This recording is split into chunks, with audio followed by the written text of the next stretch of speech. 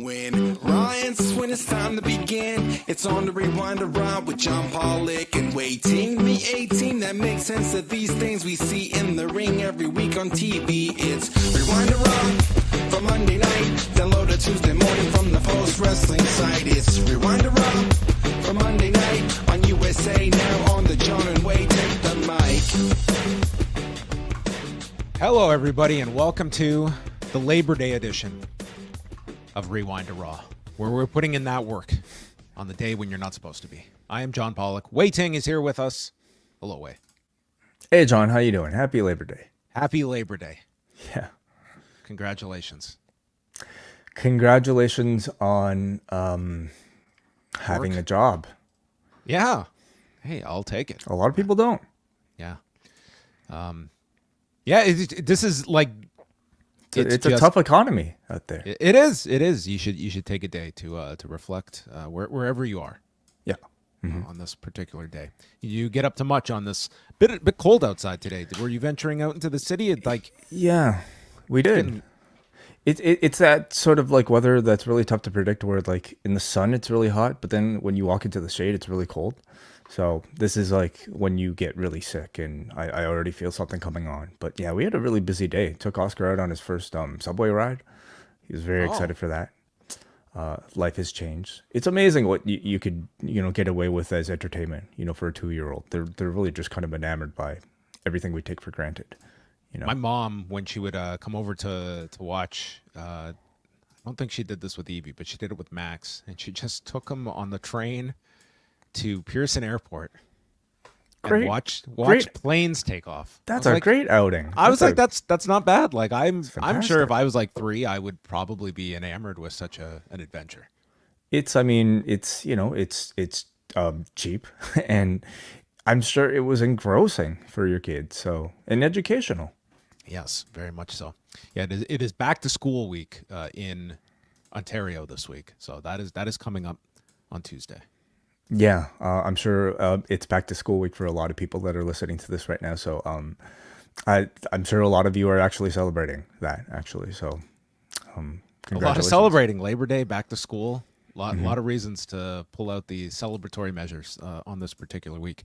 Over the weekend, we had Bash in Berlin, as well as NXT No Mercy, and I know off of Wai's list as well from the past weekend: SmackDown, Rampage, N1 Victory Tournament, Stardom 5-Star Grand Prix, TNA Emergence, New Japan Capital Collision, just a plethora of wrestling from this past weekend. But Wai paired up with Neil Flanagan for a full extensive review of Bash in Berlin, headlined by Gunther retaining against Randy Orton, but the true main event was the union of Martin Minka and Gaurav.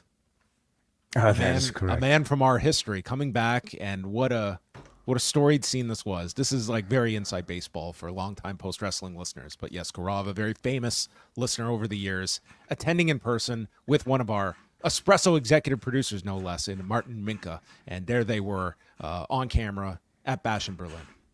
Absolutely amazing to have those worlds cross. I mean, I guess we hadn't heard of Gaurav, who at one time infamously cheated to win a John Cena rap contest of ours.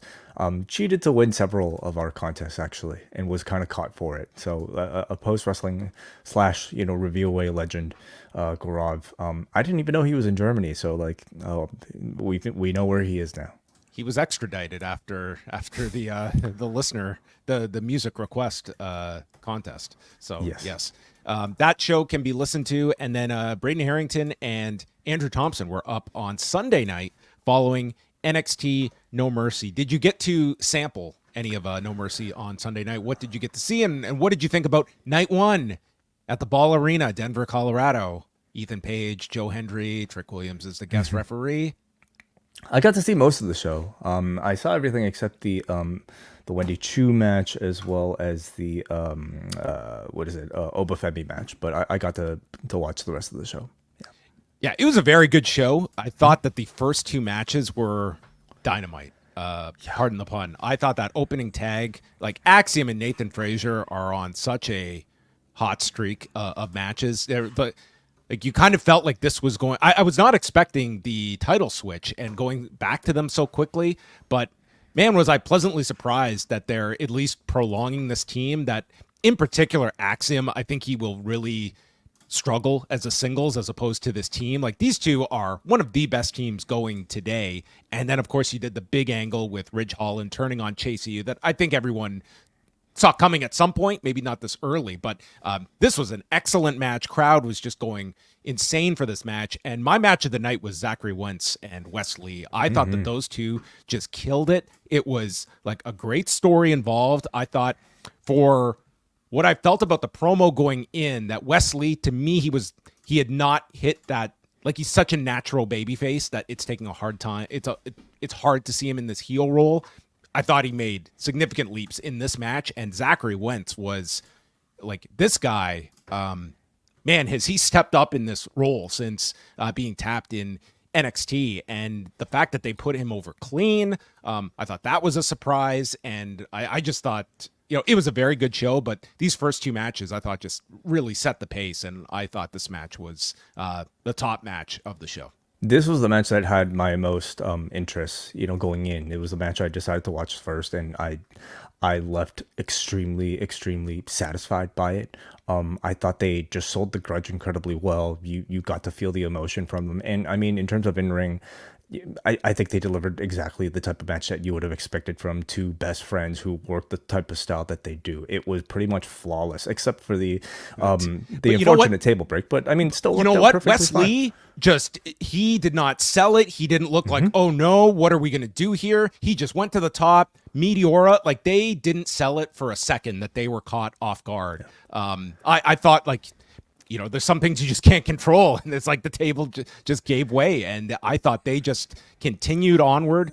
The thing I think of now when I see this, when the table exploded and he goes to the top, I'm just thinking of MJF when he improv'd and did that diving elbow drop last year. And that's the one that messed up his whole hip, but seemed to be okay here. There was also that great line from Vic Joseph that Zachary Wentz got hurt so hard he might think his name's Carter. Yeah, I think the ability to like improvise when things go wrong reflects really well on somebody, and that's exactly, I think, the type of quality that they might look for at NXT. Look no further than Rhea Ripley, in that match with Tegan Nox in the Mae Young Classic, as like a prime example of just not just somebody who's really great performing in the ring, not just somebody who's able to be charismatic, but can improvise and can save a situation that might not be ideal. But the biggest surprise coming out of this, as you mentioned, John, is the fact that we had a TNA wrestler win a match against a WWE wrestler on a WWE pay-per-view and then holding up the X Division Championship afterwards. Completely caught me off guard. I don't think it's been... This is honestly unfathomable. It's unfathomable that I think we would have a TNA contracted wrestler main event a show. Now that wrestler did not win his match. He did not win the main event, but we had a TNA wrestler win a match on this undercard nonetheless. So I think this relationship between WWE and TNA continues to like reveal different layers about itself. The nature of like what these sort of like contracts are for TNA wrestlers, I also find very curious. Because at this point, I have to think all of these guys are going to make their way to NXT or WWE afterwards, don't you? I mean, I was thinking about it as, you're watching Zachary Wentz come out. And remember, when he was in NXT, that like we're talking like the tail end of like Black and Gold and into the 2.0 era. So it's like this guy's never been in front of 7,000 people in his life. And you have to wonder as well what that does as well mentally when you are going back to TNA, and it's this internal struggle of TNA to just get to the next level. And here you are walking out and you're in a featured match, you're going over, and it's certainly planting that for, a lot of these performers that I'm sure it wouldn't take a whole lot of truth serum to say, like, where do you want to be? I mean, and the fact is, like, Zachary Wentz was someone that, like, would NXT touch this guy again? Well, not only is the answer yes, but having an interest to push this guy on top of it. Like, I don't think people saw a win here, and as clean as it was on top of it, and now they're pushing for a tag title program with these two going forward, and probably more with Wesley on top of it. Mm-hmm. Yeah, and contracts are finite, and whenever one may end for a TNA wrestler, maybe we can presume, for somebody like both of the Rascals, they might make their way to the Performance Center. But in the meantime, I think TNA is gaining way more than we ever thought they would from this entire relationship. Yes, they might end up losing all these guys in the future, but still, I think that, like, for their brand recognition and their relevancy in just the industry at large, I think they've taken a huge step up as a result of all this. Yeah, I'm curious, like, this is going to continue, and what will we see come Bound for Glory, which is in October? And like, that to me would be the interesting test to see not only who could they get from NXT, but any kind of promotion on NXT's programming as well to see that go back. For TNA, I don't think you can harm yourself. So yes, there's always the, it's natural to look at, they are the larger player in this whole mix, but TNA is in a position where they should be welcoming this kind of attention that they're getting. Just quickly, what did you think of Jada Parker and her performance against Roxanne Perez, who I think Roxanne Perez is just continuing to be one of the high points of all of these NXT shows, and then of course the introduction of Julia after. Yeah. I would suggest of anybody on this show, the person to probably take the biggest leap up from where their stock was before this to afterwards would be Jada Parker. This was, I think, everything you would expect from a breakout performance. Somebody who I think had been gaining like a good amount of buzz. I think had impressed, especially on promos. But in ring, I don't know if like she had gained that reputation. She greatly impressed here, not just with her I think in-ring charisma. I think her offense looks strong, but it's her ability to sell, and like, it wasn't perfect. I'm not talking, this is not like I don't know, Hiroshi Tanahashi here, but for somebody who's so new into all of this, I was extremely impressed with her. Yeah, I thought that they did a very good job. Like, I think Roxanne Perez is about the, like, one of the best performers that has evolved. And listen, she was such a perfect babyface, and that's part of the experiment in NXT is having them play a different role. And she's become like a really solid heel. Like, I think she's really taken to it. And when they eventually call her up, like, you can present her either way. Like, maybe babyface is the natural direction to go, but they've teased this forever with the Julia appearance. And when she came out, I mean, this crowd, they reacted to her as though they knew who she was, and obviously that's the big match to do. And I would be doing this one on that Chicago show. I would not be holding this off to like Halloween Havoc. At the very least, I would be having like Julia wrestling on that Chicago show. And I would just go all out for those two shows on the road in Chicago and St. Louis. It's going to be very interesting to see what NXT can do week 1 on CW with CM Punk in Chicago. And obviously they're going to blow that show up. They're going to have Ethan Page defend the NXT title. But like, what level of audience they can reach for that first episode that you would think is going to be the ceiling on CW with all of that star power. If you're looking to use the biggest audience that you have, and maybe the most attention you'll have all year with the CM Punk appearance, if you're looking to use that audience to establish your core NXT talents going forward, and I'm sure Julia is going to be one of them, I don't think that's a bad idea. I'm very curious to see we know what she can offer in ring, and I'm already looking forward to this match, but how much she's been working on her promos, how they present her, I'm very fascinated by. So we'll find out in the coming weeks. The whole review with Andrew Thompson and Braden Harrington is up at postwrestling.com. News from over the weekend. We had the passing of Sonny King, who was a territorial wrestler throughout the 60s and 70s, and I did put a bio up on the site today.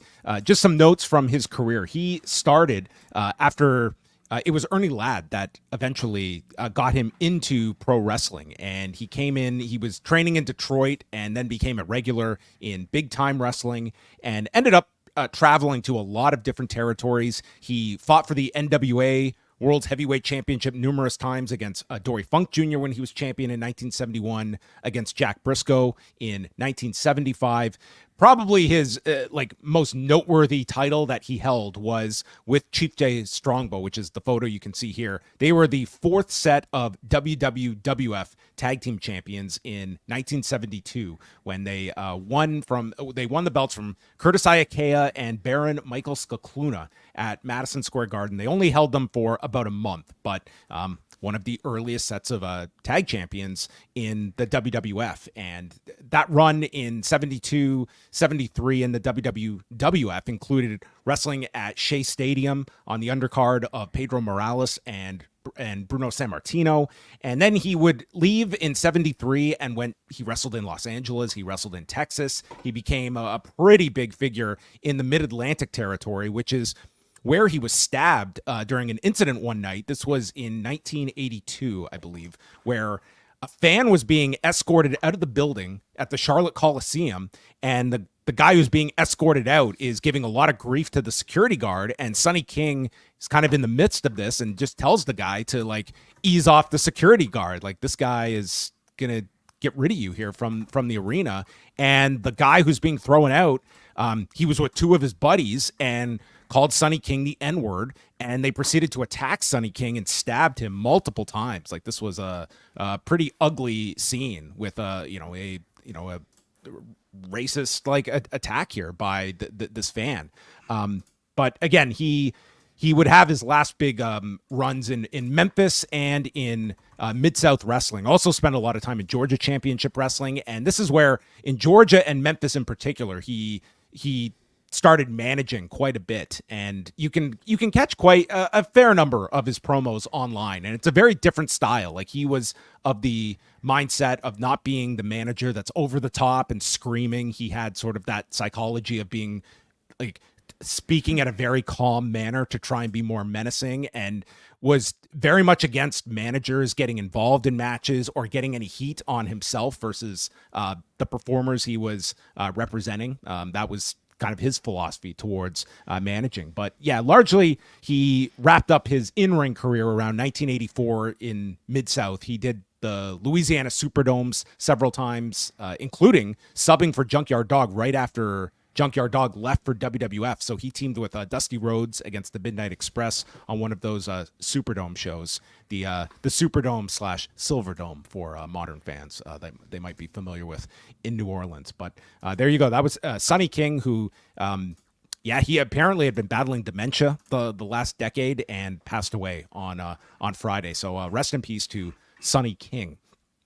Other news coming out today from Mike Johnson at PWInsider.com reporting that Asuka has apparently signed a new long-term deal with WWE. She's been out of action since May and updated people when she had her knee surgery earlier this year, so she's still in the midst of recovering from that. But this month, it's September, she will be turning 43 years old. So this is definitely, I'm curious, what the length of this deal is. And, it's certainly shifted a lot over these last number of years of talent that are getting contracts well into their 40s, Randy Orton being another example of that, where I think the amount of time you can spend in the ring is being extended. But nonetheless, signing up Asuka. I don't think she looks at all like what a lot of us might envision a 43-year-old person to look like. She certainly doesn't move like I think the way we might envision a 43-year-old person to move like. So I don't think there's anything to be. There's no limitation on her with age. I would expect her to still be very active and to work in a very she's showing no signs of slowing down, I suppose. So however long term this might be, I don't know, what do we constitute as long term? 5 years? Yeah, I'd be saying minimum 3, but more likely 5. You would think long term. Yeah, I mean, this could involve post in-ring career as well. If you want someone down.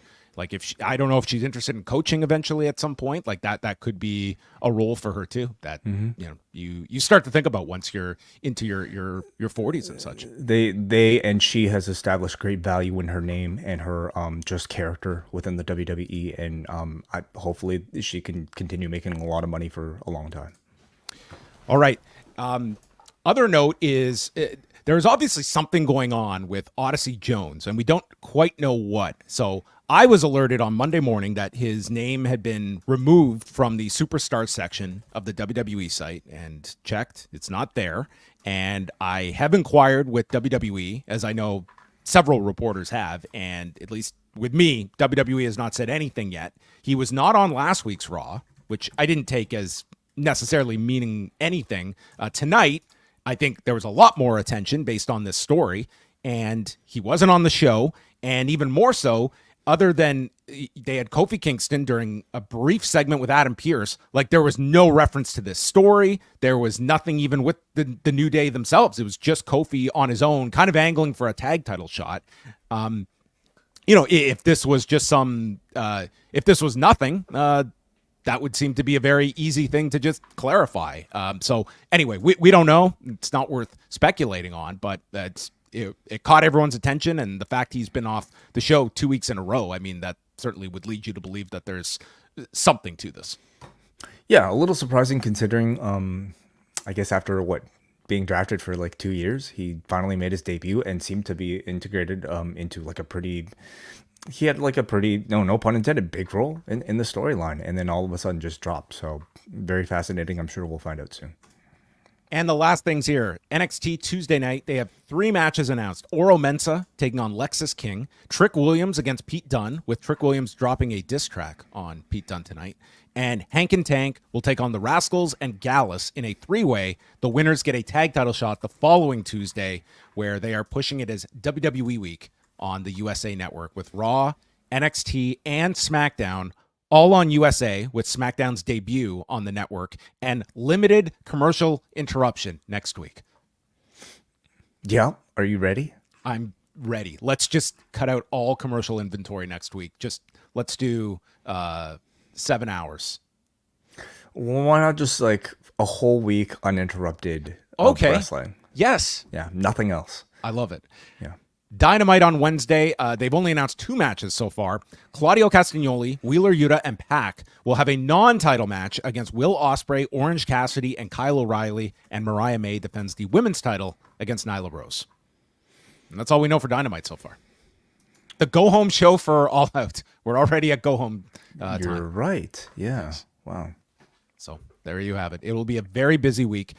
Later on this week, a couple of highlights for folks. It is a new month at the Post Wrestling Cafe. You are always welcome in the door. $6 admission, and that gives you 30 days of access. And coming at you this month, 2 editions of Rewind Away beginning this Thursday, as Wai and I are going to Tokyo, Japan for Beast in the East.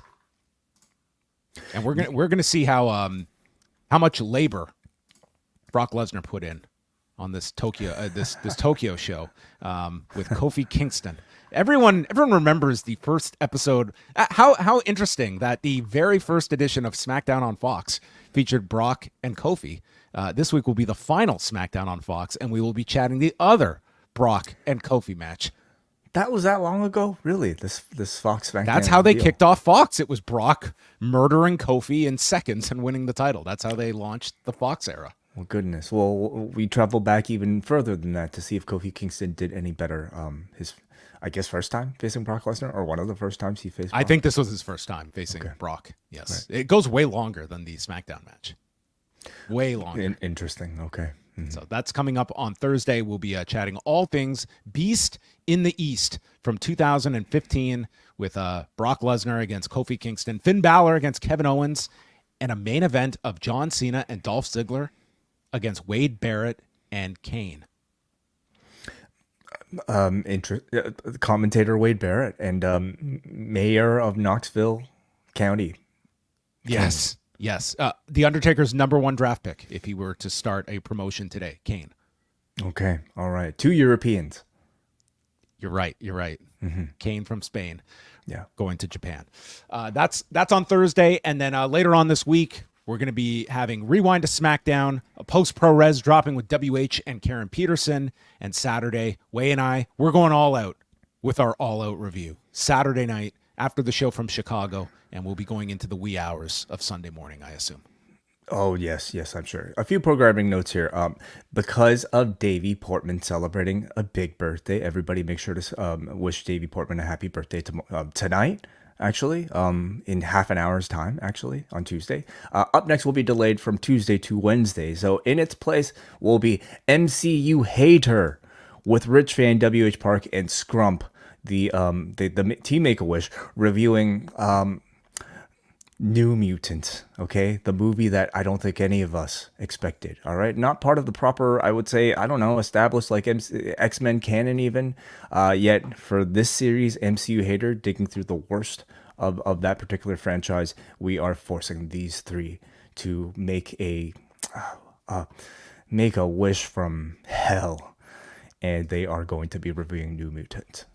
I can't wait for this review. WH, I'm sure, will be in fine form chatting about this movie. And also this week, Pollock and Thurston moves to a new start time, Wednesdays at 1 p.m. Eastern time. That's the new permanent start time on Wednesdays beginning this week. So catch everything at postwrestling.com and jump aboard at postwrestlingcafe.com. $6 a month gets you 30 days access right away. All of our bonus audio shows, an archive of every Rewind Away. And this month we will have, as we said, 2 Rewind Aways. We'll also review an episode of Raw from 2004, headlined by Trish Stratus and Lita. There's going to be a Destruction in Kobe review with Bruce Lord and Karen Peterson. Me and Wai are going to talk in Wai's backyard again. And, of course, the main event all month long. We're counting down to Wai's return to MCU Hater to chat Madam Web next week. That's next week, yeah. You're going to be testy next week, I can tell. You know, I got to put the hate hat on, which is a black hat. Okay, what are you wearing now? It's only navy. It's a navy blue hat. Okay. You know, very likable navy blue. Hey, MCU Later proper actually returns later on this month as well with the reviews of Agatha All Along. So sign up right now. Lots of that. Plus, Ask Away. The best way you could possibly spend your hard-earned $6. All right. On to Raw we go tonight. Night 2 at the Ball Arena in Denver, Colorado. WrestleTix reporting 11,188. So they did about 7,000 for NXT and then over 11 for night number 2. I thought this was a very impressive number that NXT drew because unlike other shows where they've piggybacked off of like Money in the Bank that they did in Toronto, it goes without saying with WrestleMania with Stand and Deliver.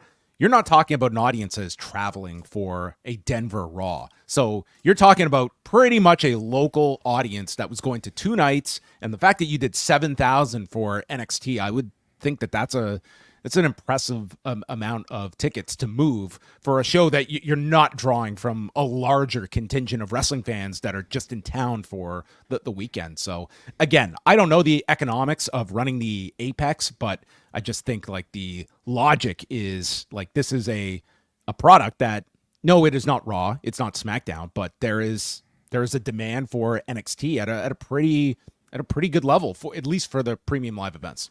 While it's this hot, yeah, I would absolutely think that this would be a worthwhile experiment.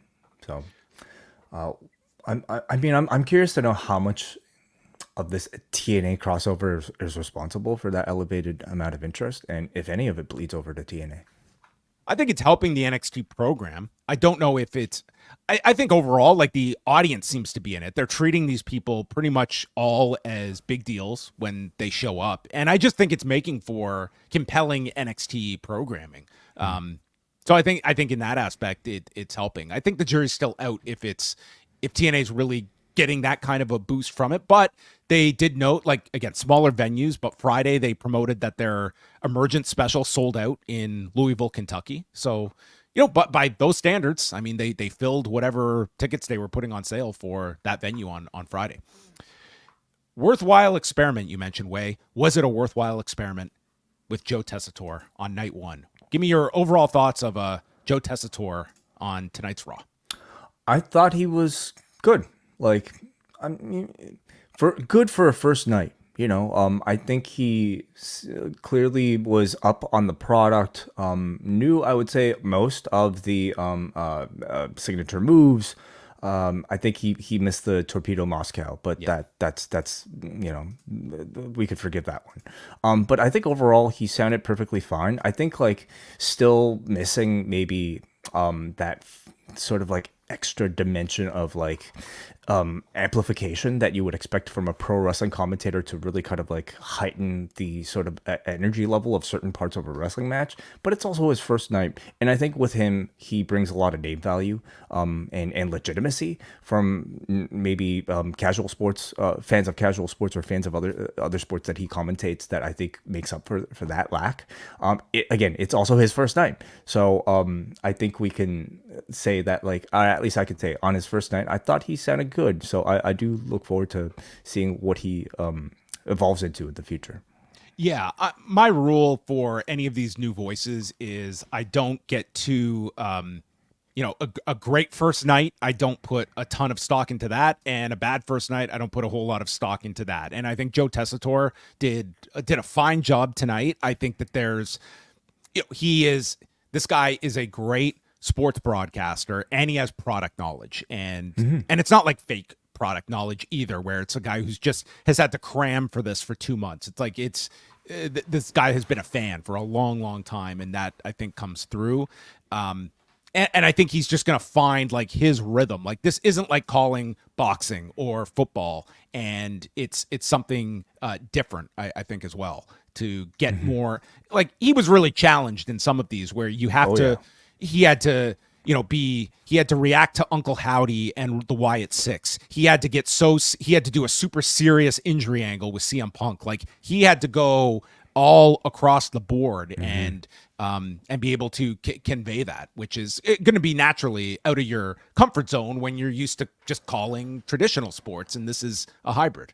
But the Punk reaction in particular, I thought he did a really good job of, and I thought he did a good job of it because he didn't feel an urge to overact. He didn't feel an urge to over-exaggerate how actually concerned we should be at a scene like this. He, I think, did what a professional sportscaster would do in that situation, and that's to try to stay professional and try to stay calm and try to react as if, hey, this is something that's going on in the background, but we have to move ahead and carry on with the broadcast. Maybe that's just sort of like a natural thing that he has, but I thought it did kind of help make that moment feel a little bit more legitimate.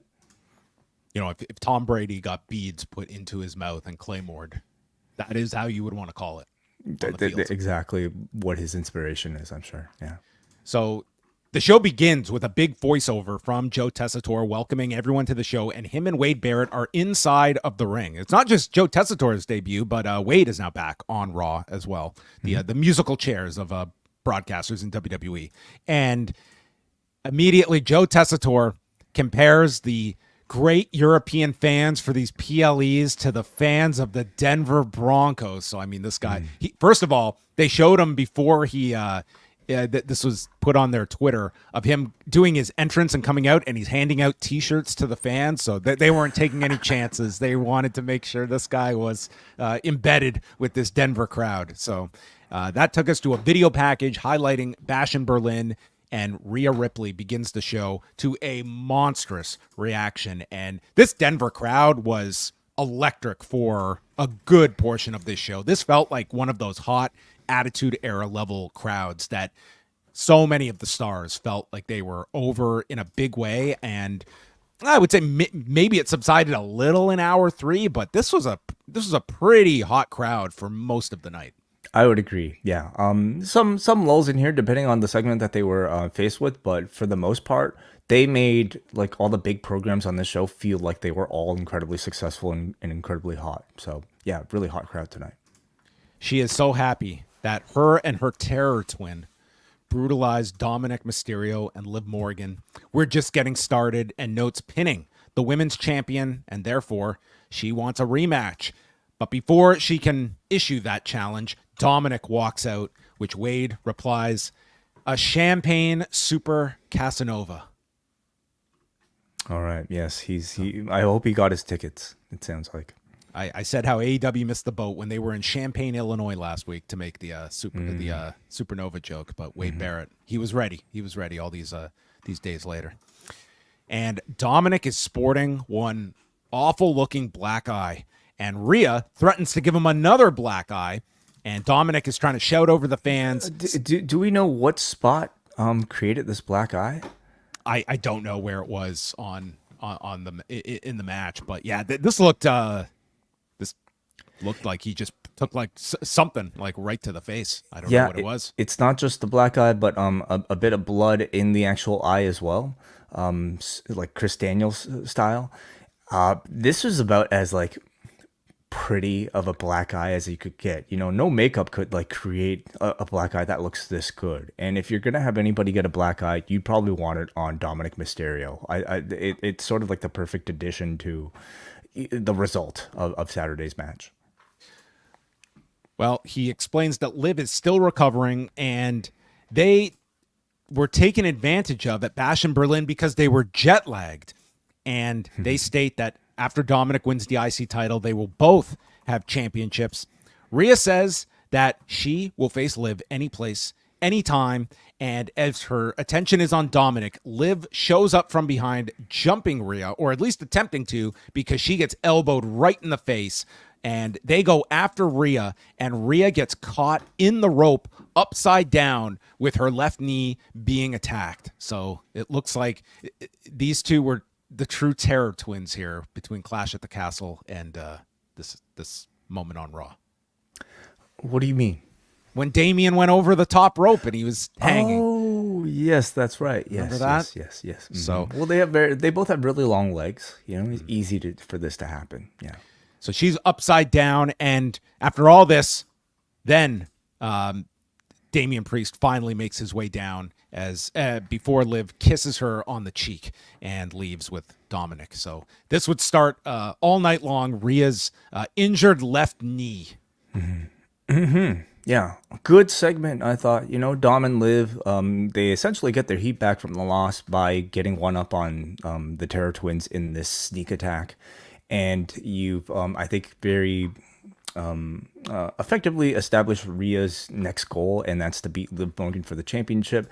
By giving her the knee injury, it potentially delays that beyond Bad Blood to somewhere further down the line. It also gives you a reason for Rhea to sell for Liv in a like reasonable fashion. Like, they should really play up this knee injury for whenever you get to the match, and she's got to overcome that as well. It's actually kind of difficult to portray Rhea Ripley as an underdog in many situations, because the perception is that she's so far beyond really any average, you know, wrestler on this women's roster that you kind of need something like this. I believe, like in the Australia match that she had, she was also working with some form of injury. We just saw it with Gunther and Randy Orton. So I think really the only way you can kind of get by with it. Do you think that they do this at Bad Blood, or do you think that they delay it further? I think that's a likely destination a month from now.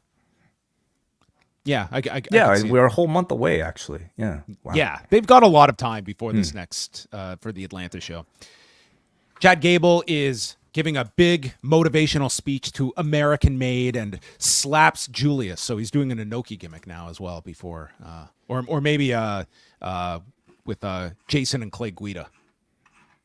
Oh, they did that. They would do that backstage. Yeah. Well, okay. right cage side.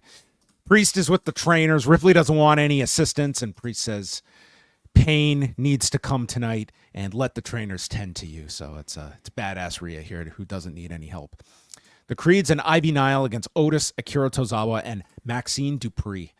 Otis goes after the Creeds on the floor, and Otis catches Julius executing a high cross. Julius is a big guy to be catching here, and Otis did it pretty flawlessly. Nile then steps up to Otis, so Maxine comes in with a Thez press.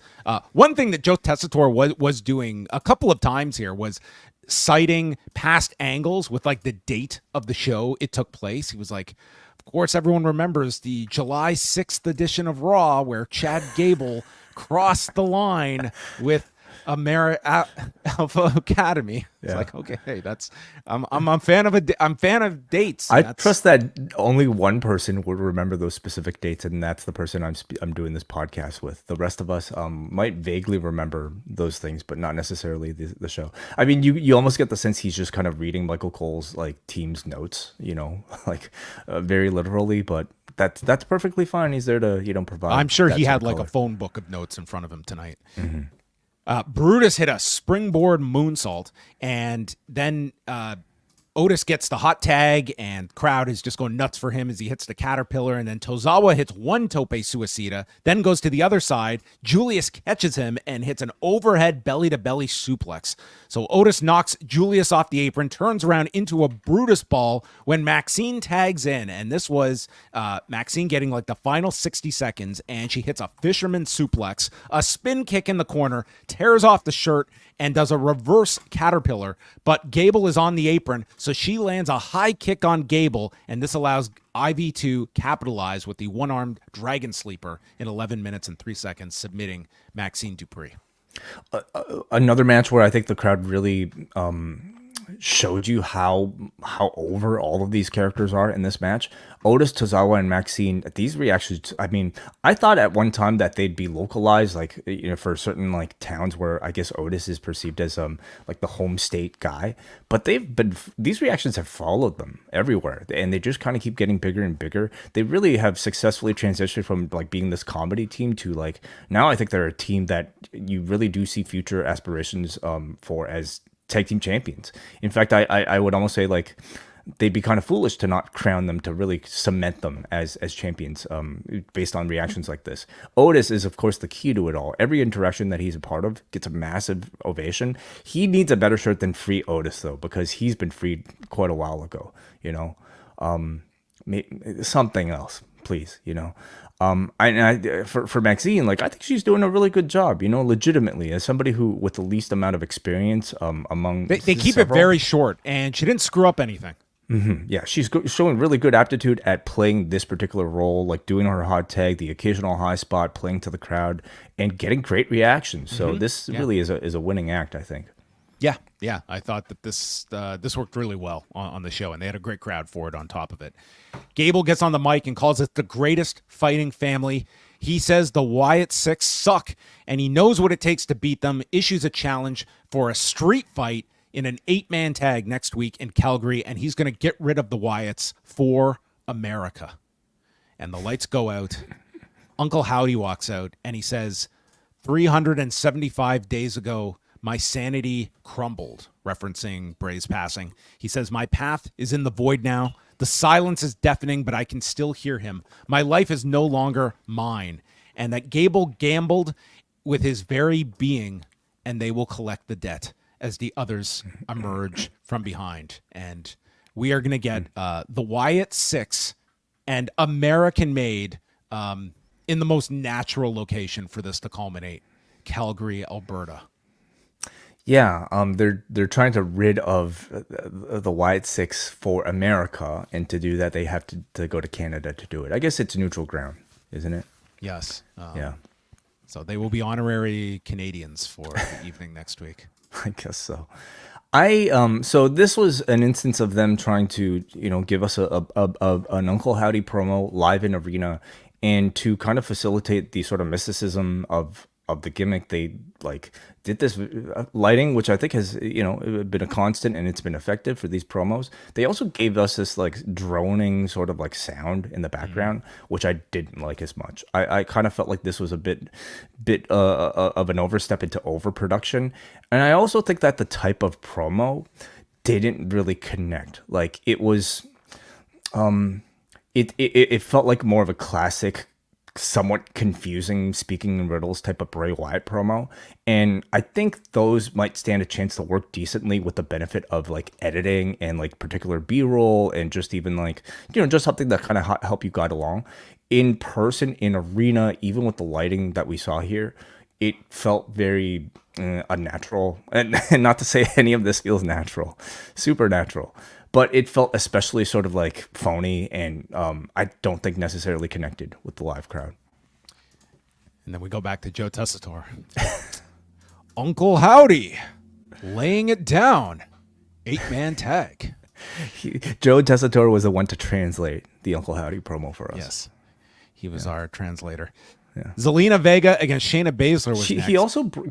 He also brought up, like, he tried to actually ground the promo for us. He brought up Micah Rotunda's Instagram story, talking about just how much, you know, Bo Dallas had to struggle from his own injury to get to this point after several years being you know, not wrestling. And he tried, like, Joe Tessitore tried to convey that tweet to us, but it had nothing to do with Bo Dallas's promo. And, like, if he was going to tell that story, you'd almost, like, kind of wish that, like, production would help him along with it as well. Anyway, they were trying, I guess. Zelina Vega comes down for her match, and she grabs a sign from someone in, like, the second or third row that reads, "Michael Trinidad has the best seat in the house. Never forget." That being Thea Trinidad's father, who died on 9/11. Mm-hmm. And I was like, who was this that, like, just had this sign? And Vega did tweet afterwards. The person who had this sign, I believe it was someone who runs, like, a fan account for her. Because this would be like this was not, like, in her home, and it was just like a sign that you would not necessarily maybe expect to see. And she seemed like she was, like, moved to tears here when she saw the sign and held it up for the camera. Well, I'm sure emotions would come out. At the moment you're speaking about your deceased father, you know, like, or even just kind of thinking about your deceased father before a match like this. But this did seem, like, coordinated. You know, the moment she walked out there, the person was already handing her the sign, right, and she was expecting to receive it. So, I mean, it would make sense if they had some sort of relationship as a sort of a fan club member. They had several Zelina Vega signs in that section.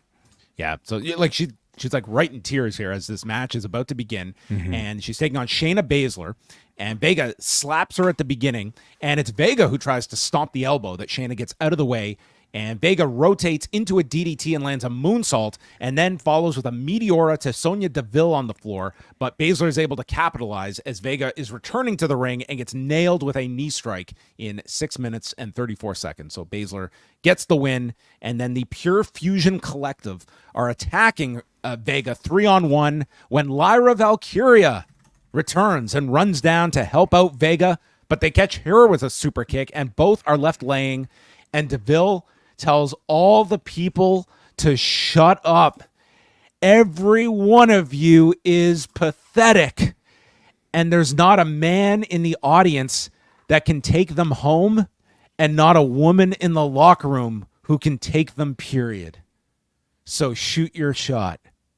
That's a lot to fit on in the back of a T-shirt, but that was the sign-off.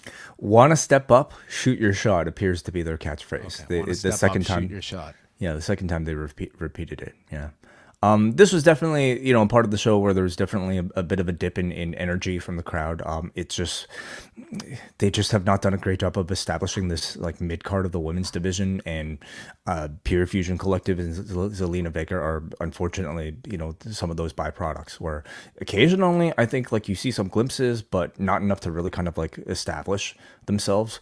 I thought Zelina overall, like, did well in ring here. But overall crowd energy for this one was a pretty big step lower from the Judgment Day and the Alpha Academy segments. So. Yeah, I do feel like there is a contingent of people that are really into Zelina Vega. I think they would want to see them get behind her as a babyface, and God knows this women's division could use some more, like, players in it, because this is pretty much a 2-woman division at the moment, and the title it's now coming into focus, but it certainly hasn't been for a long period of time. That you would like to see a few other baby faces get established, and I guess Lyra and Zelina Vega are your best bets to do it with, but it's a big gulf from Rhea to everyone else on the babyface side. Maybe we should already just talk about the segment after this where they gave us a big hint about who the third person would be. Yeah, Vega's complaining about how this happens to them week after week, and Lyra says it's time for us to fight back, and she has an idea, noting, aren't we in Calgary next week? And Zelina had to check WWE.com. They are in Calgary next week. So Bruce Hart finally getting his shot after all these years. Well, let me tell you, if they want to put some cockamamie mixed tag with the Uncle Howdry or howdy you do, howdy doody, maybe I could show them a thing or two. We can have it at the corral. Yeah, Bruce finally getting his shot after all these years, and to see him take down the Pure Fusion Collective, I think is something that dreams are made of. Maybe it'll be Diana. A lot of options. A bar fight. I know the place they can do it at. They can go to Bret Hart's bar. Yes. Can you imagine what the after party is going to be like at Bret Hart's bar next week? Oh, it's going to be the spot. The pre-party, the after party. Yeah. But yeah, so interestingly enough, like I think prior to her absence, her latest sort of like absence, Natalya was actually seen teasing an association with Sonya Deville. That's right. If you remember those backstage segments. So I don't know if they're going to touch on that at all. But this looks to be a pretty, like, especially in Calgary, she's going to be a babyface. So maybe we could expect this to be a direct opposition. Rhea is seen on crutches, and Priest is checking up on her. She says she's going to be fine. Priest had gone to get a match with Dominik, but Balor says that he went to get a match with Balor. Balor will only face Priest in a tag match, and Damian admits, I have no friends. So he's left without a partner, but Rhea has an idea. So could we have the Terror Triplets? With what they're teasing with Rhea and this other person, I don't know if you want them to be related like that. Okay, yeah, that might be a little too 99 for this company. CM Punk comes out to start hour number 2, and he calls the strap match one of the toughest of his career. And now that the personal with Drew McIntyre is out of the way, we can get down to business. Because I'm a business man. Yeah. CM Punk, I guess, I don't know. I don't have a good Jay-Z line to follow this with. Who is it that used the 99 Problems line recently? Jay-Z. No, in wrestling. I know. You're right. It was Claudio. Claudio did. Okay. Well, with Okada. I guess we're making the rounds. Yeah.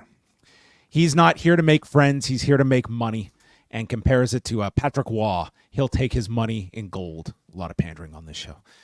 And he refers to Gunther, congratulates him on beating Orton. He put Drew to sleep, and it's time that Punk woke up as champion. The goal is gold, and the target is Gunther. And he calls for his theme music to play. And this has been like 4 minutes. So, I mean, this was like the most telegraphed, angled alert coming that they are not putting Punk here at the crossover for 4 minutes. So he celebrates by standing on the desk when a man in a hoodie appears, and no, it was not the scapegoat, and he gets his leg yanked out from under him, and it is Drew McIntyre. And Wade Barrett, who has got to play Drew's best friend here, is trying to pull this savage off of him. This same man who carried CM Punk's lifeless body into the arena bloodied. This is the line too far. He's pulled his shoe off with a claymore, and he attacks him on the floor. The agents are out. He sends him into the ring, hits a second claymore. And as the officials are warning him, Drew threatens to kill them. Threatens to kill them if they touch him. And he takes the bracelet. And then he holds this bracelet and he rips the bracelet apart. And we get the first of what I am deeming the Joe Tessitore Hall of Fame lines. Okay. Drew McIntyre has crossed the line that we have yet to see. And then this is Joe Tessitore in his groove, because then Drew takes the and let me tell you, when he tore this bracelet, you would have thought this crowd was just told that, you know what, your Avalanche, they're being relocated. They were just like, no. Oh, listen, I mean, they have put a lot of value and a lot of time into building these bracelets as something that to a lot of people is more valuable than any of their, not any of their championships, but a good majority of their championships. So to see it broken like this, I mean, that's like, seeing Thor's hammer being smashed. I know a lot of people hate this bracelet deal, but this reaction, and as I said at SummerSlam, when Punk finally got that from in the Anaconda Vice and grabbed it, like, dude, this crowd, like, they react emotionally to this bracelet. So don't tell me it like no one cares about it, because these reactions say the opposite. And he proceeds to put the beads into CM Punk's mouth as Joe yells, "They have to stop him!" And then a claymore is hit. And we are led to believe that he had to swallow he had to swallow his pride. He had to swallow the beads, and Pierce is out, and we get a stretcher job as Punk is holding his throat. Mm-hmm. This beats the thumbtacks in the mouth spot. Oh, absolutely. Well, this is way more sentimental, isn't it? Yeah. I thought this was a great angle here. You know, it was a beat down. Thank you. First, I think, you know, they did a great job of establishing Punk's next goal, and that's to face Gunther for the championship. They kind of made us all want to see it, and then they had Drew come back to take it away, just to be able to refurther the to gain his heat back, to, you know, take us to a third match between them. So I thought that was really well done. I thought Drew's intensity in the attack and just throughout the entire course of the evening was really strong. He came back here. Usually you see Drew kind of come out and, like, you know, like wisecrack and like make us laugh almost, and like making fun of his opponent. There was none of that. This was all serious Drew, like Drew who was just who really wanted revenge. And, you know, I felt like, okay, you lost the bracelet, but maybe in my mind I was thinking, now you can actually threaten the dog and you can threaten the dude's wife. But no, he took it a step further. He destroyed the bracelet, and shoved it in the man's mouth. It's great because at this point we've gotten our use out of the bracelet. We've gotten the value out of it. Destroy it so that the pain of losing this bracelet becomes permanent, and it's not something CM Punk can rescue back. You know, how great is that to gain your heat back? So Punk, maybe they'll pump his stomach and all the beads will come out, and all he's lost is a string. But do we know that every bead?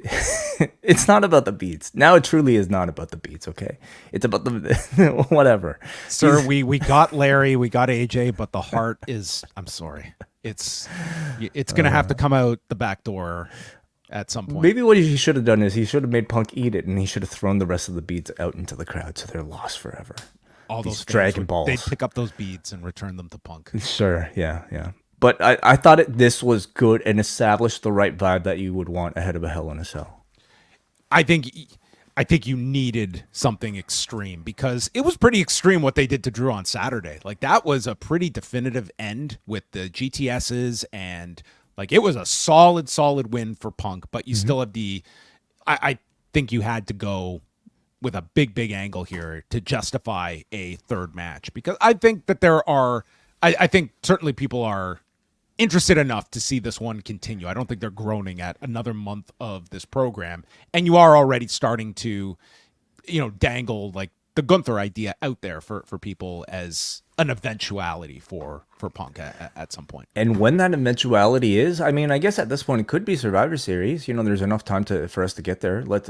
Or he could lose this match to Drew, and it's the Rumble that sets Punk up to try and get that title match. That seems like a good Mania match to me, Gunther versus Punk. If you're picking your top two stars on the Raw side of things, yeah, like it could be.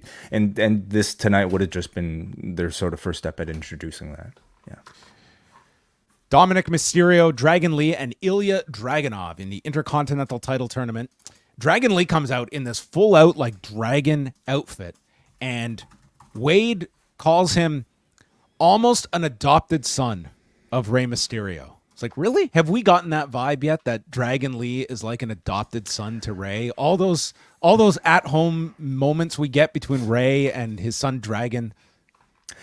I guess not established, but I mean, they have sort of established him as like a protege of Rey's, and maybe the closest thing we've had since Dominik as a son figure to Rey. I thought Rey and Santos Escobar showed more of a closeness than we've seen of Rey, and I just don't see Dragon Lee any higher on the pecking order than like Joaquin Wilde. Well, Rey Mysterio has a lot of children, I think. Dominik gets a chop in on Ilja, who just attacks Dominik. So we got to see Ilja and Dominik in fine form here.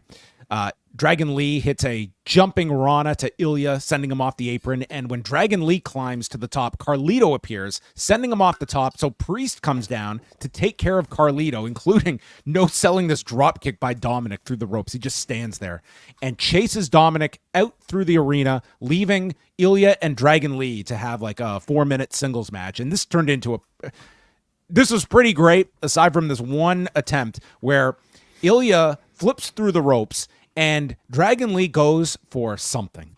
He's going for the Will Ospreay clothesline counter into a power bomb, which he does occasionally. Well, it was left for interpretation here. He eventually did get his footing and hit this sit-out power bomb, but definitely took the long way to get there. There's a DVD into the corner by Ilja. Lee hits a double stomp, and then Ilja counters a Destino attempt, hitting the Torpedo Moscow in 10:37, and the two displayed their mutual respect after, as Ilja advances to the four-way match next week in Calgary. I thought it was a good match with enough crowd interest, thanks in large part to Dominik Mysterio. These other two, the two dragons, I guess, they've kind of largely been missing in action and have not really had much of a presence at all on these shows in the lead up to this. So it was nice that they were able to benefit from the interest, thanks to Dominik Mysterio, so that these two could end up with the spotlight and give us, for the most part, I think, a really strong display. So again, Dragunov has sort of cooled off a bit, because he hasn't figured into any plans over the past couple weeks. So this hopefully gets him back into a bit of the spotlight. Then Kathy Kelly catches up with Adam Pearce. He needs a replacement for Bronson Reed, who they announced earlier in the day has COVID and is out of the match with Sheamus and Ludwig Kaiser tonight. So in walks Braun Strowman post car attack last week. And this man staggers in. They have just taped his entire chest to convey the internal damage that the man has suffered. And he wants the spot tonight. Pearce is like, you're not even supposed to be here. And Braun Strowman says, medical has told me it's up to me. And if I can go, I can wrestle. So Pearce, drawing from the extensive history of the Colorado Athletic Commission, invokes the look me in the eye protocol and says, Braun, look me in the eye and tell me you can go. And at this moment, it became very clear why this was the state that allowed the very first UFC event in 1993. And Adam Pearce says, okay, you looked me in the eye. I'll let you go out there as you're apparently have no ribs that are functioning and probably have internal damage. Sure. Yeah. Well, he looked him in the eye, okay? And, yeah. I trust Adam Pearce's eye check instincts. I never love guys returning so soon from a big angle like this, but I can recognize that this was a special circumstance. And I think for the benefit of this overall story, Braun really is the best person to put into this position. Do you take this, we're getting ahead of ourselves, do you take this to mean that Bronson was likely to win this match? Yes. Mm-hmm. Yeah, I think you have to assume that based on what they went with here. And they're putting the other side of the program into the feud. Mm-hmm. So maybe the four-way, it was going to be Braun coming back after 2 weeks away. Mm-hmm. And next week, if he's cleared, you'll get Bronson. Just you'll do the vice versa and still get to the same destination between those two. Kind of what I'm thinking, yeah. Belair and Cargill, who were advertised for this show for a celebration, came out to watch a match. This was the most low-key celebration since Mercedes Moné. This was even more low-key than that. At least yeah, this didn't even have those two girls in the background. Moné had Okada show up to her party. These two just had a walk. Yeah, this was quite the idea for a celebration after a long tour in Europe and going to to Berlin. Io Sky and Kairi Sane against Isla Dawn and Alba Fyre in a number one contenders match. That's fast. There aren't many teams in this division. That's it. This is an elimination match. So early on, Sane hits a spinning back fist to Alba Fyre. Sky follows with the Asai moonsault as we go to break. They have control of Sane, and then Sky prevents the finisher of the gory special flatliner combo and hits Fyre with a double underhook shoulder breaker and a bridging German. Dawn is in for the save. And then we get the big spot of the match. Isla Dawn is on the floor. So Kairi Sane climbs to the top, and she's going to hit an insane elbow to the floor. And this would turn out to be insane because Isla Dawn pulls Bianca Belair in between. She pulled her in enough time that Sane just leaps anyway. And then she basically overshoots Belair and just crashes into this desk, and I thought this was the end of Kairi Sane, period. She hit this desk at such a velocity that I didn't think this woman was getting up. She somehow did, and her face looked like a shovel had been taken to it. This is a photo tweeted by Kairi Sane just half an hour ago. I've not seen this. Oh, God. It does not look very pretty. Well, I mean, on her, actually, it looks kind of cool. But yeah, wonder if she got like any above her stitches. eye. Is that a cut, or is that like just a streak of blood? I mean, even by this point, I feel like she must have cleaned it up just a bit. But yeah, it looked. I mean, we'll find out soon if I There's guess a fair amount of blood here when you finally saw her face. She was down there for quite a few minutes. Yeah. Honestly, I hate to say it, especially when somebody gets injured, but like something's been up with Kairi like since her return. You know, it's just sort of like issue after issue after issue, and I guess I don't know enough about like the way these spots are executed to be able to fully say that this was her fault. But man, I feel like there's just something that's been up with her. Some of it's been like just basic like timing stuff that's been off and like just out of place for certain things, or just, you know, getting spots crossed up. This one just seemed to be like really bad luck. Like she clearly got too much height on the jump and just like way overshot it. And there's not a whole lot of room to work with when you've got those desks right there. Yeah. So that was unfortunate. So she's taken out, and Jade then has to like attack Kairi on the floor and to play this up because she's just taken out her partner. The shitty thing is we had the referee look at all of this in full view, and I understand the referee's probably legitimately checking on Kairi Sane, but while doing so, he had to like be fully witness to Jade attacking Kairi and had to basically ignore it. This thing had totally fallen apart, and they just needed to rush this to the finish. So Dawn snaps Sky's neck on the top rope, or on the middle rope, and they hit their finish. 8 minutes, 8 seconds, and then you see Kairi. So first of all, Dawn and Fire get the tag title shot, and they're gesturing for the tag belts as they get out of there. Mm-hmm. And then it's Sane and Sky that do the face-off with Cargill and Belair, and you're left thinking, like, who's getting the title match here? Because like they did the angle with the losers here. Kairi doesn't know what's going on here, I bet. Let's remember, John, at this point it's a 3-team division, and so Kairi and Io knew that even if they lost here, they were probably going to get a title shot 2 weeks from now or 3 weeks from now. Well, I guess so. Everyone's going to get a title shot. So I really love this number one contenders match. Yeah, I mean, they're just looking for an excuse to build to the rematch between Belair and Jade and Fire and Dawn. We're not even supposed to take Fire and Dawn seriously as title challengers, especially not in a rematch. The long-term build is for Io and Kairi versus Jade and Belair. Unfortunately, tonight felt like a bit of a rough start here. Like you said, John, match kind of fell apart by the end. I'm honestly... I think they're all great, like, in-ring performers, but man... they have a ways to go, in my opinion, to build Kairi and Io as like compelling characters. Crowd already loves them, just I think because of their established, like, I don't know, presences. But as like baby faces, they've really not done a great job with the turn to me. And you know, Kairi's in-ring performances have left something to be desired. So I'm not that confident that this feud, as I think, you know, higher in star power as it might be, is really going to turn these tag title division matches around. There's nothing that Dawn and Fire can do over this next week to really elicit that interest in you?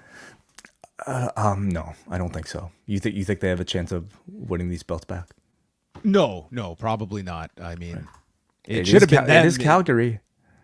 Maybe Fire could have got on the mic afterward and said, "Hey Jade, just before our match next week, I just had one question. Could you tell me again about your time in AEW?" That would really, anger her. Sure. I mean, it is canon on your programming at this point, so you can just run with it. All right, let's move on. Kofi Kingston is explaining to Adam Pearce that the Judgment Day have not defended their tag titles in 30 days, which is a worthwhile stat to bring up, and made me wonder why is this not a tag title match tonight? I guess they have not earned it. Yeah, they're not even a real tag. We're coming off a storyline where world championships are not just handed out. You've got to earn them, right? You have to interrupt the champion for a talking segment. Yeah. Or earn them. Yeah. So Gunther just walks past Kofi and just smirks And I had just watched Beast in the East this week, and I had thoughts of Gunther just murdering Kofi Kingston on one of these shows. That's the only thing I took from this. I didn't know why these two were interacting. Could be a tease of a future match. I'm kind of doubtful about that. I just saw this more as like one of their transitions from segment to segment. But what do we think this leads to? Kofi and Woods challenging for the tag titles, failing to further their rift. Is that it? Yeah, and then they go in search of Odyssey Jones. They go on an odyssey. Yeah, sure. Priest is with Ripley, and he asks, did you hear from them? It's like, they didn't say yes. They didn't say yes. He said yeet. Priest knew what he meant, what she meant by this reference. So there you go. Yeah, you think so? They weren't turning the dial up on the Terror Twins stuff. I feel they took some of my criticism to heart. This was a more low key Terror Twins interactions tonight, I thought. Didn't you find? Yeah, sure. Yeah, they weren't like cutting, MTV reality TV style promo circa like the year 2000. We need like them each in their isolated confessional, staring right at us in the camera. Yeah. Have you watched Love Is Blind? I've seen it. Yeah, of course. God. Do you know who you're talking to? I know. That's why I'm bringing it up to you. I assume you've watched all of these programs.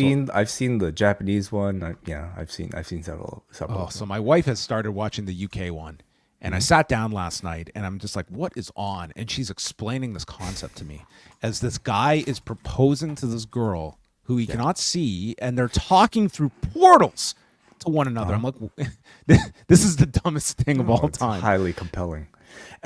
Says the guy doing a review of a professional wrestling event. Okay, None, all this shit is just pro wrestling. Okay. Well, I feel outside of Uncle Howdy, I think we can. I think this rate's a bit more. You're right. It's all ridiculous. It's all entertaining.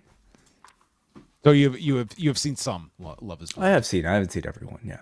Okay. The best is when they do like the follow-ups. So like they do the proposing, and then they follow them for what their do they have to propose? Like, can it just be I'd like to go out with you? No, you have to propose. It's all or nothing. Okay. Yeah. Mm-hmm. And has anyone ever like seen them? They're like, whoa, I take it back. Yeah, like, that's got to happen. That does happen. Now, I think for the most part, they at least like spend. So right after the proposal, you spend the week with them in like a resort. So you have to spend a lot of time with them, and they get all that footage and everything.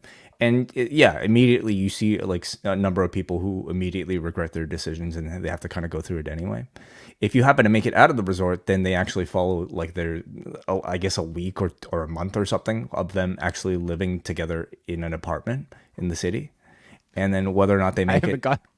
I'm basing this off of 20 minutes. I saw the best one's this one guy. Oh, it's a highly popular show. This guy's getting ready. He's like lifting weights, and he's getting ready to go into his little pod. Yeah. And he's getting all dressed up and stuff. And he's like, look good, feel good. I know she can't see me, but he's spending all this time getting ready for her to like not be able to see him. But it's like it's a state of mind. He will be seen by a lot of people on TV. That's true. That is true. All right, but he'll be taken, right? Like he can't pursue anything with any of these viewers. Gunther comes out and starts the third hour, and he takes credit for the highest grossing arena event in WWE's history. At least a heel should be the one. I got all your money. I suggested the average ticket price. I was blown away by some of the callers on Saturday revealing like the prices for these shows. Like it's, I knew they were like high up, but it really does tell you and they nearly sold this place out. I think this was over 13,000 people. Like you can't really gripe with these prices when these amount of people are buying the tickets. Well, we're talking about like a product that hasn't come back. I don't think it's ever had a pay-per-view level event in Germany. It's never done a pay-per-view. Yeah. And think about how many people, like, do you know how much Taylor Swift tickets cost, dude? You know how much people are paying for these Oasis tickets? It's like, it's that similar type of demand and vibe. Yeah. Yeah. I was with a bunch of friends over the weekend. One of them had just like bought tickets he's going to Wembley for Oasis. And we're just talking crazy. about like the amount of like tickets. Do people like Oasis that much all of a sudden? Like, It's the combination of a lot of things. It's just like it's been like they've been separated for what 15 years. I think it's okay. There's Whatever. this pent up demand for something like you have not been able to see, and I think people there's a whole I think sociological study to people wanting to be in giant group settings like this now that are all in like. For something positive, you know what I mean? Like we're all here because we're fans of this one thing. And if you have a following, now is the time to be cashing in on your fan base. If you're a group. Right. Okay. Yes, I agree. I'm just trying to think how we could take advantage of that. Isn't Raekwon in town this week? Like what would you spend money on to see like Raekwon? Just Raekwon? I think it's just him, yeah. Probably not that much. I feel like I've seen him like 6 times by himself, you know. So like, and I saw the entire Woo. So I mean, I don't think it's as appealing just seeing him. Well, you're not going to be duped. He's not really playing the game very well. He needs to just like stop doing shows for 15 years. He needs to go to Berlin. Okay, sure. So Gunther takes credit for this, and then he calls Denver degenerates. He didn't want anyone to think he's a babyface now. He got personal with Randy so he could get the best version of Randy. Now he can say he's beaten the greatest version of Randy Orton. And he's interrupted by Sami Zayn, and as soon as Sami walks out, Joe Tessitore goes, who beat Gunther last? And you immediately know the tie-in here. And Zayn talks about past Intercontinental champions like The Rock, Savage, Brett, Shawn Michaels, all men who won the IC title and used it as a stepping stone to the world title. That's what you've done, Gunther, and it's what I'm going to do. Gunther doesn't see Zayn as being capable of stepping up like those other names. I see all your passion and your fire, and you want this title shot? My answer is no. And Gunther walks out, and Sami is like, oh, man, do I make fun of his balls? No, I'm not ready for that. We got a month till this pay-per-view. He says, Gunther, Make fun of his balls. I've never seen you back down from a fight. You know what I think? I think you know I'm the only guy that's beaten you while you've been here. So you can run and hide, but I'm coming for you, and I'm going to be the world champion. And Gunther, in a man at peace with the size of his testicles, walked to the back and had his pride in check. Sami should have said the magic words, you know, and he did not attack the size of the man's balls. So did not get his title match yet, but I have a feeling we're going to get it pretty soon here. I like the idea of Gunther versus Sami Zayn as a B-show level title defense. I think it's going to have a similar challenge to what Kevin Owens and Cody experience, in that nobody buys Sami Zayn beating Gunther for a championship, especially this early into Gunther's reign. But I think I'm already expecting a lot more interest for myself in Gunther versus Sami Zayn because Sami Zayn actually wants the championship match, and he's not reluctant to accept it. I also think that they're doing a good job of basing both this and also the Randy Orton challenge in justifiable logic why they would be getting title shots. Now, Sami Zayn is coming off of 2 televised TV losses to Braun Breaker, so he's done nothing to earn a championship match. But I think him saying that, hey, it's like Jack Perry getting a match with Bryan Danielson. You got to keep those wins. He holds a win over the guy. But didn't Perry at least get some? Yeah. Win Perry has been groomed for this title match. Yeah. Whereas Sami Zayn has lost twice to Braun Breaker to get this, but the mention of him being the last person to beat Gunther, at least at this point, is enough for me. The fact that he wants the title shot is enough for me. This is where Gunther should have said, I missed Sami Zayn and friends do Berlin because I had you barred from the country. Yes. So anyway, we will continue this.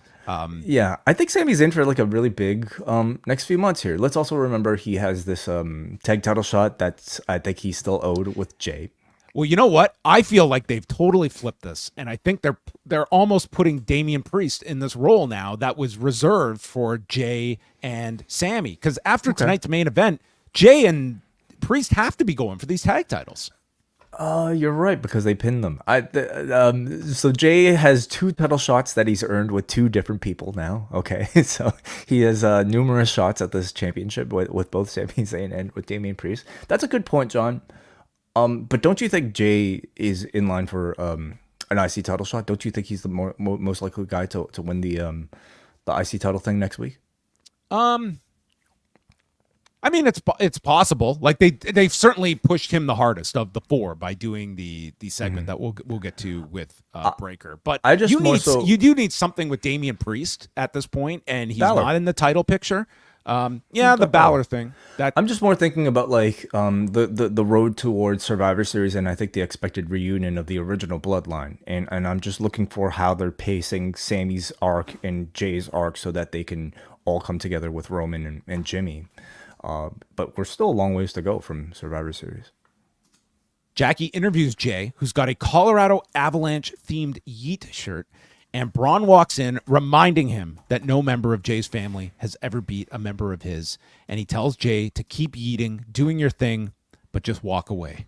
Drop out of this tournament and chase after Dom's sloppy seconds. And if not, then you're going to lose to me. And Jay responds, thanks for the advice, rookie. And Braun has his attention now. He's going to win this tournament, win this title, and I'm going to beat your ass while doing it. And Jay walks off, and the camera just stays on Braun, who has to snarl for like 2 seconds longer than necessary for this. It was just a slightly uncomfortable amount of time that he just had to. Well, he's a dog, you know. Well, where was the dog tonight? What, Pete Where Dunne? were my dogs in Colorado? Oh, I thought you meant literally. Literally? Like, what do you mean? He showed up with the dog last week, remember? During the arrivals? Did he have an actual dog? He had a physical dog. Oh, kept it at home, I guess. There's pyro here.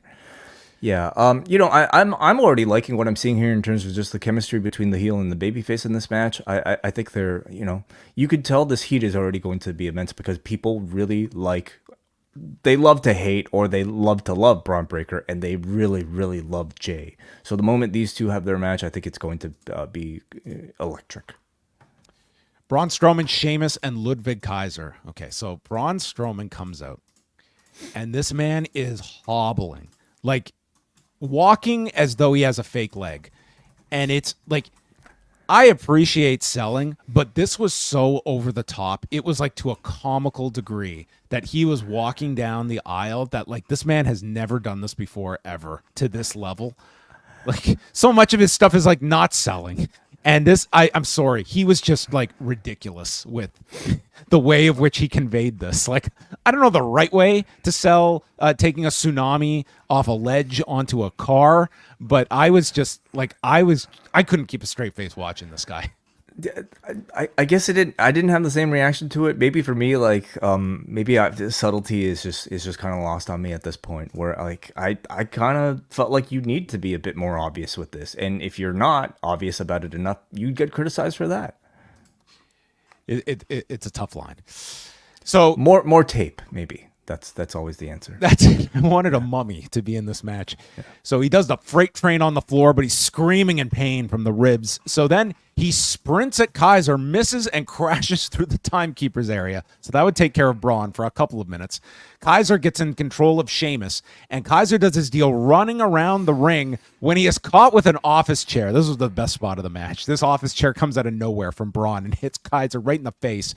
He comes back, roars to life, chokeslams Sheamus, and then Sheamus knees the lower back of Braun, hits the 10 beats on the man's wounded chest, and then sends him to the floor. There's a Kaiser roll on Sheamus, then a DDT, and Sheamus nails him with the brogue kick when Pete Dunne shows up, yanking Sheamus to the floor and hits him with a shillelagh. And Braun returns, power slamming Kaiser in 7:37. It is Braun that now has to fly to Calgary in this state. So this man has done himself no favors as he joins the four-way with Ilja Dragunov, Pete Dunne, and Jey Uso next Monday. Mm-hmm. Yeah, I mean, I think we can expect this to have been Reed's spot. Bad timing for him, but I think this is, again, the best option for them to continue the storyline. Strowman gets some of that value back after the big stunt last week. I expect Reed to come in and really cost him the match in Calgary. So Kaiser and Sheamus have like a really hot feud going on. The crowd responded really well to them, and they responded well to Braun as well.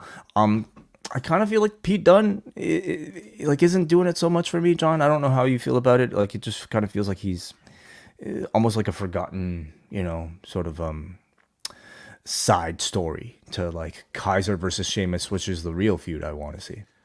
I think he's in a much more interesting feud with Trick Williams in NXT at the moment. Like, he's got these concurrent feuds going on at the same time, and I can't say that. Yeah, this one has really gripped people beyond just Don't the call me bare Butch. basics of like I hated my name. It's your fault. So yeah, I do see what you mean. Where and yeah, it just sort of feels as though this program that's just kind of chugging along while Dunn is also doing this other feud with Trick Williams and balancing the two. Jackie catches up with him, and she's outraged that he cost Sheamus a chance at an IC title shot, and just says that, do you have any message for Sheamus?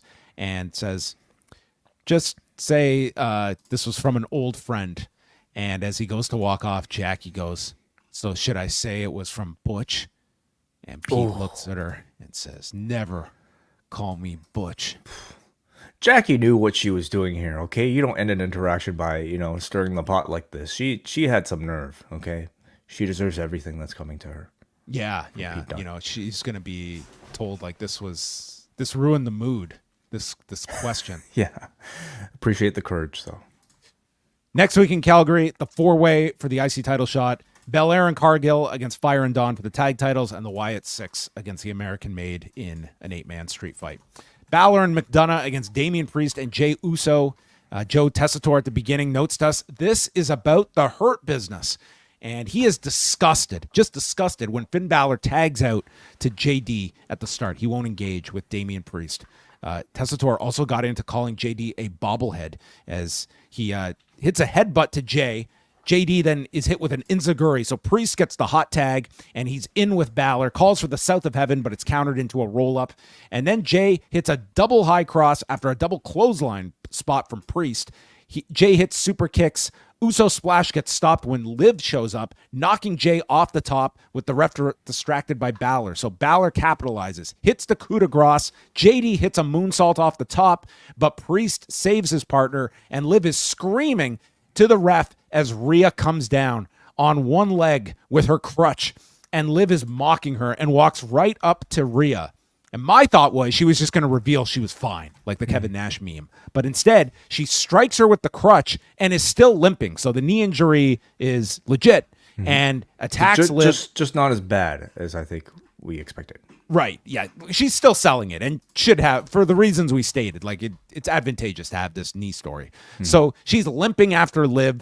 Jay then spears Balor. Razor's Edge is hit to JD, and then Jay tags for the Uso splash, pinning JD McDonagh at 14:24 as they pin the tag champions. And then, in the visual of the night, Rhea gets into the ring with her crutch, and she is hopping on one leg doing the yeet signal. And this was amazing. If you just go back and watch one thing, watch Rhea doing this yeet thing while she's hopping around on one leg. This was like Lisa Turtle doing that dance at the Max when she like broke her ankle. I think was raw. I think people get a real kick out of seeing, like, formerly, like, Judgment Day, like, I don't know, super gothy Rhea Ripley, like, having fun and, like, being more, I'm not going to say comedic, but, okay, I'm going to say at least, like, a fun figure, being mixed with this Jey Uso world. I mean, it's something they've been teasing for a long time in the background, and now that she's a full-on babyface, they can actually take us through a potential romance story with Jey Uso and Rhea Ripley. And I think that's going to go a long way into both furthering Jey Uso and Rhea Ripley's babyface personas. I thought there were some great reactions in this match, especially to Rhea and Liv's interactions. They're also putting a lot of work into building Priest versus Balor by teasing those interactions and then taking them away. But I just don't sense the crowd being as hot for Priest versus Balor, certainly not compared to anything to do with Dom and Rhea and Liv Morgan. So I still think there's a bit of work to do there. But yeah, I'm looking forward to seeing like Jay, Rhea, and How Damian Priest reacts to this. What do you do if somebody's trying to date your sister? Oh, yeah. We have weeks of great segments involving Damian as the father figure, with the kids going out on their own. He's going to be the chaperone on these dates? I guess so. Yeah. The second the Terror Twins don't split up. Sure. He'll just like they're like I don't know, like a movie, and then Damian Priest is just like sitting in the next seat. Plenty, as I said, weeks and weeks worth of vignettes that can come out of this. But on this episode, like, you could certainly argue, like, this was a heavily focused upon episode for Rhea Ripley, who kind of felt like the main player on the show. Opened the show, closed the show, and had all those segments in between. Like, she was like given the Austin role on this show and getting the big comeuppance at the end of the night. She's going through a huge popularity wave at the moment. Like, she is one of the big stars in the company, not just on this show. So I thought it was a really strong Denver crowd. Overall, I think that they've got a lot of stories all going on at the same time, and I think a lot of them are clicking on this show. You had the big angle with CM Punk that was pretty noteworthy, and yeah, and that's interesting because like I continue to and justifiably hear like mixed reactions to the matches. Certainly, we've gone through the SummerSlam match, and I heard just as much mixed reaction to the strap match. Yet it still feels like maybe the hottest program, or at least second to the hottest program on these shows. So no matter what, I think they're going to build enough interest for this, what we're expecting to be a Hell in a Cell match. There's incredible chemistry in their interactions. And despite maybe how let down some people might feel about the matches themselves, I think people are still largely into the storytelling of it all, with the bracelet or without the bracelet. Yeah, overall, I thought the show was a good first week build towards all the matches that we're probably going to get at Bad Blood. They've elevated, I guess, Sami Zayn into the title picture. We have build for like Jey Uso versus Braun Breaker. I would say like I almost liked everything on the show, with the exception of what they're trying to do with the women's tag team division, which continues to be the weakest part of, I think, WWE currently. All right, there you go. That was the show, and we're going to be entering football season as well. So Mondays will become a little more competitive as well for Raw on cable. It's going to be an interesting one to see. I feel like we just ended football. It's back, dude. It's always coming back. Let's check in with some feedback on the forum, and if you have any super chats. Let's go to the forum. Jeremy writes, I thought Joe Tessitore was fine tonight. Was he lost? Absolutely not. Did he miss a few moves like the Torpedo Moscow finish? He did. But he can only get better, and I'm sure he will since he's a pro's pro. Tessitore gives it a more sports feel than storytelling feel, something that would not have happened in the Vince era. I can't imagine WWE being able to get a name like Joe Tessitore if Vince was still screaming in everyone's ear. It's good for the product and a nice contrast to Michael Cole. With Friday being the last SmackDown on Fox, was it a perfect storm where you had the peak of the Bloodline storyline on a broadcast network with massive reach? It had to help the company become as hot as it is. Granted, Fox didn't see the value by not retaining the rights. I think it's a combination of things. Like, there was this idea 5 years ago that going to Fox, they were just going to explode in popularity. But it came at a time that we can look pretty objectively that it was like a lull in creative in 2019 when they went to SmackDown. And they did that great first week number, but that was off The Rock. That was off like just promoting the hell as they always do for these first shows. I think it's a combination. Like, you were on broadcast television, but it was also one where had they been on USA Network this whole time, I think they would have experienced similar gains as well. The question will be, like, what can they settle in with on USA Network? Like, that's the thing I'll be watching on CW, and the SmackDown move is not so much the first week, but by week 3 or 4, what does this settle in at? You're talking about roughly 2 million to 2.1 million viewers each week on SmackDown, and you're going to the USA Network that is in far fewer homes than Fox. There should be a natural decline there, but you're offsetting that by having like a really popular product. And will there be more of a will there be less of a decline than, say, another time period where your creative is not hitting to the degree it is today, and with two of your biggest stars on the SmackDown side? Do you think it's more valuable to have a show of yours be on broadcast television or Netflix? I'd say today, if I'm just programming for 2024, it's broadcast, which I think has really strengthened. As cable is going down, that's not a case of, like, that's made broadcast more reliable in terms of people still seeking out television. But for signing a deal with that many years attached to it, I think it's unquestionable. Like, you want to be on Netflix. I think that, broadcast and streaming to me are like, it's almost like cable. Like, you want to be on cable, but it's also just, what is this going to whittle down to? What is the lowest point you can figure? I think long term, like, Netflix is going to be incredibly valuable to WWE because it's going to open it up to so many people that are not watching any television. I also imagine being on Netflix will open up your product to younger demographics too, versus broadcast television. Yep. And that in itself is already a big investment for your future too. Yeah. So, yeah. We have a super chat here coming in here. This is, I believe, $100,000. Thank you. Yes. Thank you very much from Karthik, who says, you guys were positive on Punk Drew at SummerSlam. Was Berlin a good elevation? They delivered the violence, but all of Punk's work seems polarized. I didn't get to talk about it on Saturday. I really enjoyed the strap match a lot. I thought it was just maybe a hair below, like, Gunther and Randy for what I thought was, like, the strongest match on Saturday's show. I thought, like, they worked like a really intense strap match, and I felt it was more definitive than I expected coming out of it. Like, you certainly could have believed, like, this is the wrap up of the angle, like everything, the bracelet, the GTSs.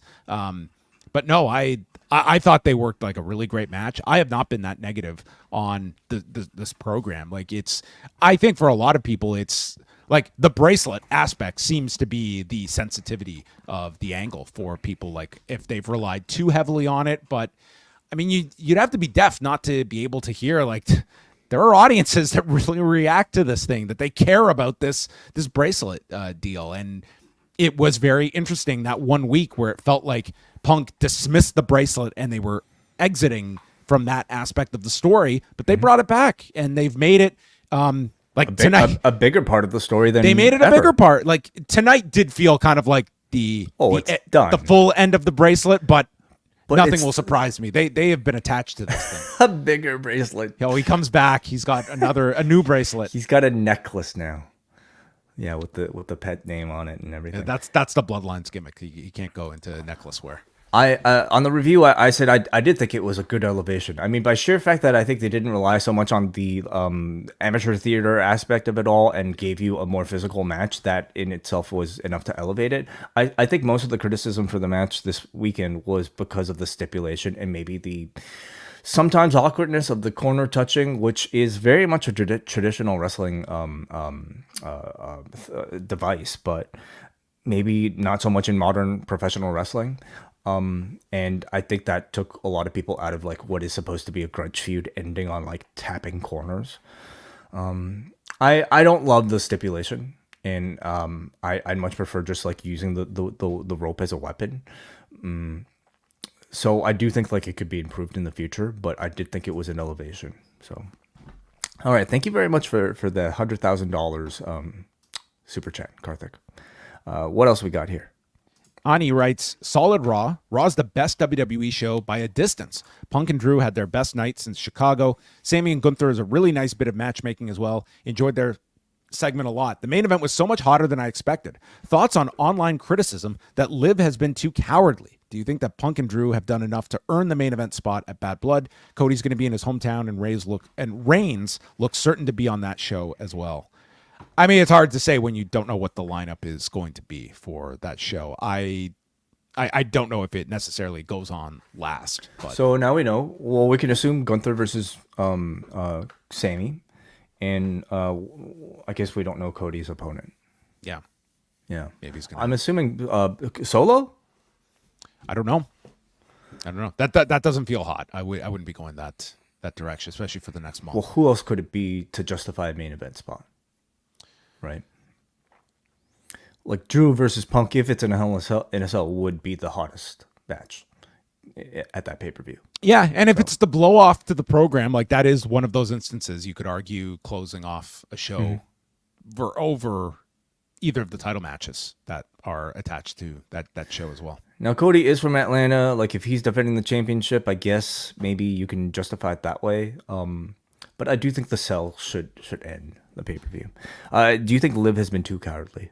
No, I haven't. I wouldn't look at that as a negative either. I mean, I think she needs to establish a level of credibility as champion that's just not there. You know, she hasn't really had title defenses. Didn't she use Money in the Bank? How did she win the championship? She beat Becky. Oh, she beat Becky, right? Okay, but like she hasn't really made a name for being like an actual great wrestler type of champion, right? Like she's not legitimately earning her championship, and you don't have to be that as a heel. But I think for the strength of the match, I think it would benefit the feud to have her actually show more competence in ring. She's not incompetent, but certainly on the perception of power level, like, I mean, everybody's below Rhea Ripley, but maybe Liv can stand to gain a little bit more, in my opinion. All right. Thanks, everyone, for the feedback and the six-figure super chats that you can always send in here on our shows. After Raw, after Dynamite, after SmackDown, we're always here on the Post Wrestling YouTube channel.